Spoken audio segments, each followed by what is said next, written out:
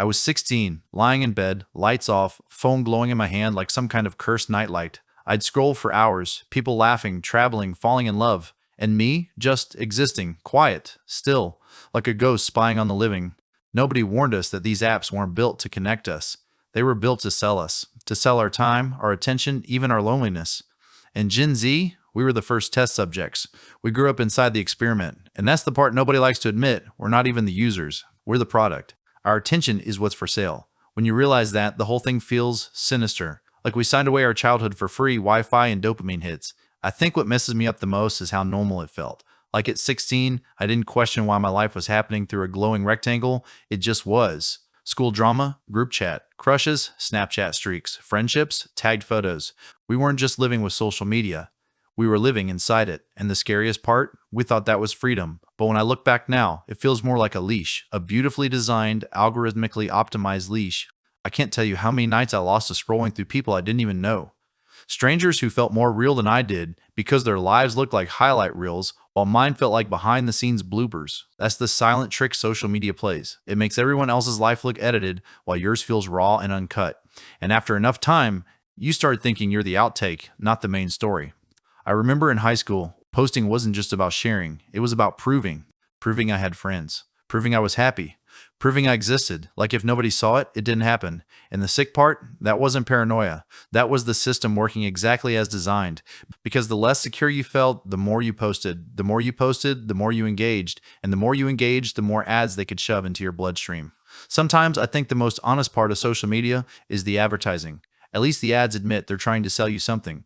Everything else pretends it's connection or creativity or culture. But the ads, they're like, yeah, we're here to take your money. Weirdly refreshing. It's everything around them that feels poisonous. The algorithms that know your loneliness better than you do. The endless scroll that replaces silence with noise. The way you close TikTok and your thumb-like muscle memory just reopens it before you even realize, like you've been programmed. And maybe you have. People love to say, well, just delete the apps. As if it's that easy. But for us, it's not like giving up a bad habit. It's giving up a limb. Social media isn't an add-on. It's the operating system we grew up on. You can't just uninstall it without crashing the whole machine. And yet, we're exhausted.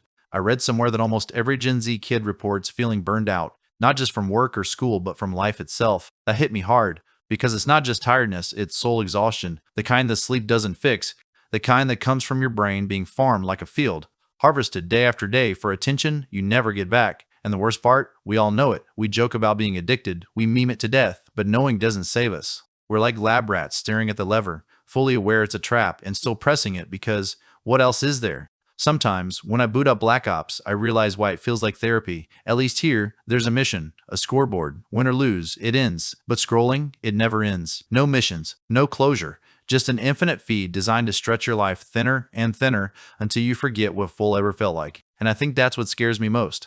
Not that social media makes us lonely or distracted or insecure, but that it makes us forget there was ever another way to live.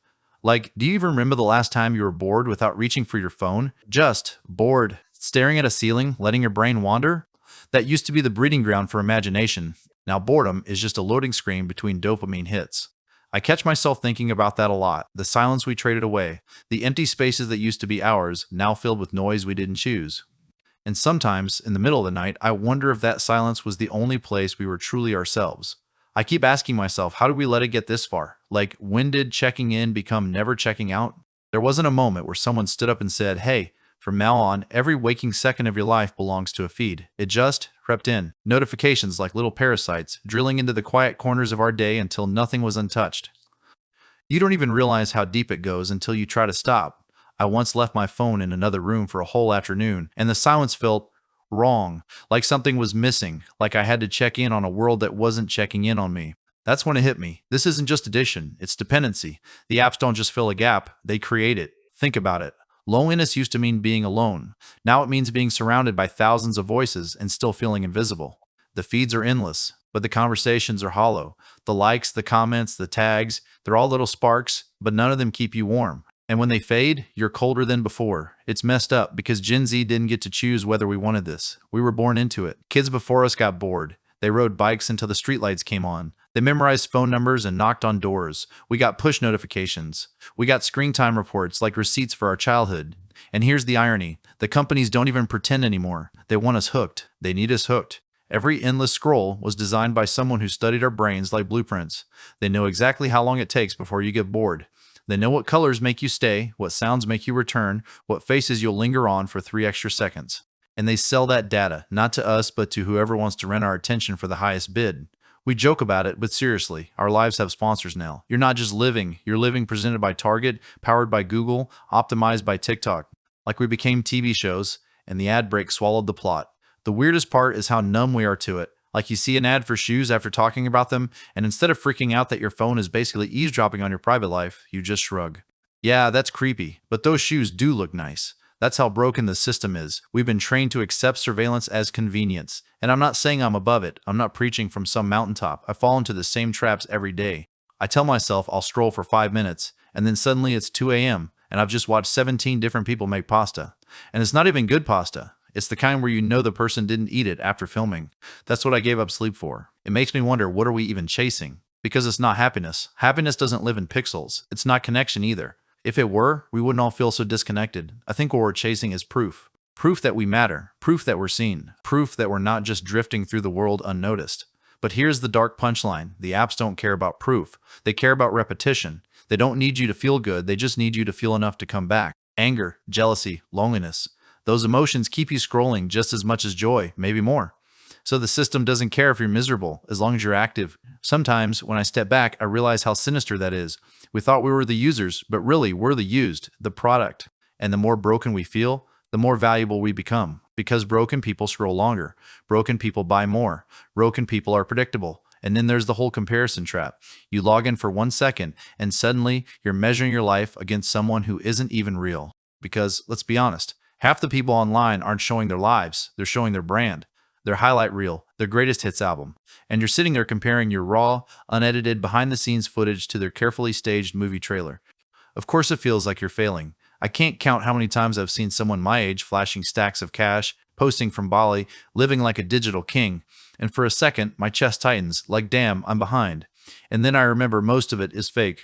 Rented cars, rented Airbnbs, rented lifestyles. It's all smoke and mirrors. But even knowing that, it still gets under your skin. Because your brain doesn't care if it's fake, it just cares that you're not enough. And that's the part that keeps me up. The fact that I know all of this, and yet I still fall for it, every day.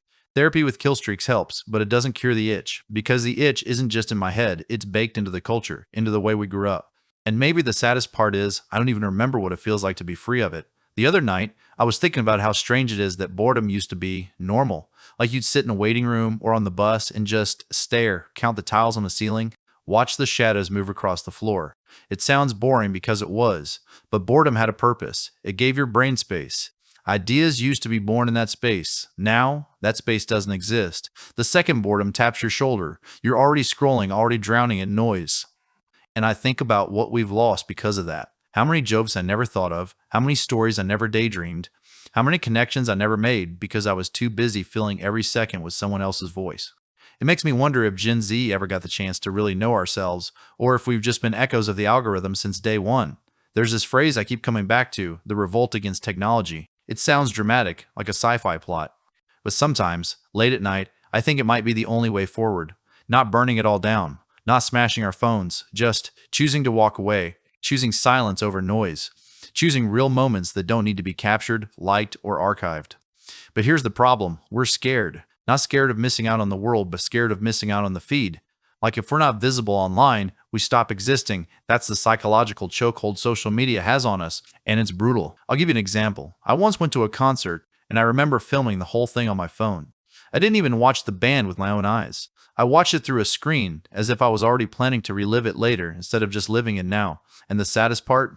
I never rewatched the videos. They just sat there, collecting digital dust, proof that I existed in a moment I never actually felt. And that's what scares me, how many moments we've traded away for proof. Proof that we were there. Proof that we mattered. Proof that someone, somewhere, saw us. Meanwhile, life keeps happening, and we're too busy documenting it to notice. You know what's funny? We always talk about living in the moment. But social media trained us to live everywhere but the moment. We're either curating the past or chasing the next thing in the future. The present?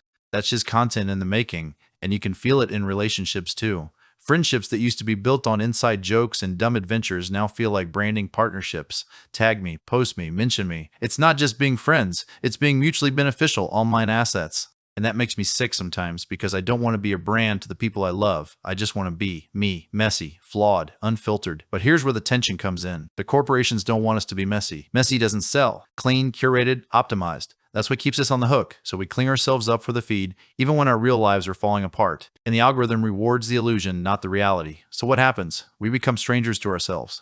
We only know the version of us that gets likes, and we forget the version that sits alone in the dark, scrolling like a ghost. That version doesn't get posted. That version doesn't trend, but it's the realest part of us. Sometimes I fantasize about what it would mean if we all just stopped.